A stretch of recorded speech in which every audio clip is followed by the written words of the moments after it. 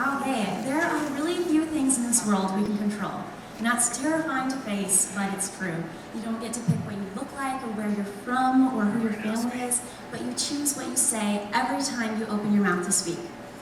Now, the history of language in itself is beyond insane, but I'm not going to get into that because I have 5 minutes and I can't spend them all tearing my hair out over how interesting language roots are. The thing is that the history of language is just barely as interesting as the present of language. And please do take that as a pun because words are a gift and that's the point of this talk. It's really easy to not care about words sometimes.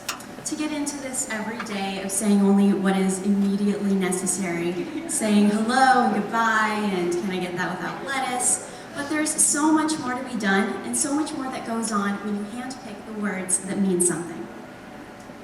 The language centers of your brain are the aptly named powerhouses on your cerebral cortex that help you say what you want to say. Specifically, we're talking about Broca's area and Wernicke's area, 2 brain hubs that work in tandem to make sure that what you're saying is understood and what is being said to you is being understood. Of course, those sections of the brain aren't the only moving parts during a speech formation and comprehension. You're using your thalamus, a layer deeper in the brain, to help dictate what emotions are needed for the situation, and your hippocampus is handing you all the memories that help what you're listening to make any contextual sense. All this to say, speaking isn't boring and listening isn't boring. So much is going on at once that talking to yourself in a room is a freaking scientific miracle. But communication has never been only innocent. It can be a weapon. I'm sure you can all recall a time when you had to apologize for something said out of anger or demanded a similar apology from someone else. Treating words like this neutral byproduct of humanity is very dangerous. You could call C4 Play-Doh, but you should know not to play with it, and you should never treat a pen as if it were anything less than a harpoon. The most tyrannical leaders have been unbelievably talented speakers because of the power of words beyond just their individual design. When someone uses their speech to make you feel something, you can forget to think something.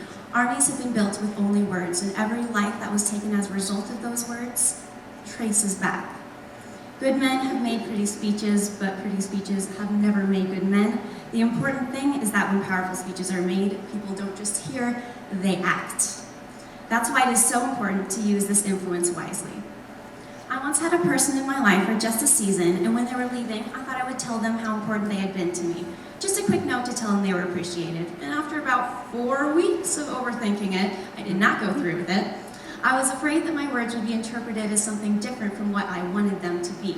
In essence, I gave up the chance to tell them that they were important and valuable because I thought that what I had to say was not. That's one of the bigger mistakes that I make, not because of any bad consequence it has, but because of the good outcomes that I consistently ignore. See, I know from the words that people have given to me, either directly or indirectly, the kind of strength that they are empowered to give. Think about something someone said that built you up. It could be a parent, a sibling, a friend, or a perfect stranger with good timing. Maybe it was in a book or a song written by someone you may never know, but who knew what you would one day go through. It touched you, and it doesn't have the physical manifestation to do so, but it still managed to change something about the way you do you. Can you believe that? I mean, the human experience is so varied that none of us can be said to truly understand someone else, and yet we're all here together under one roof trying, because on some level, we all understand that we have this power within us, and we want to be close to one another and share it in the best way because, hey, we are amazing.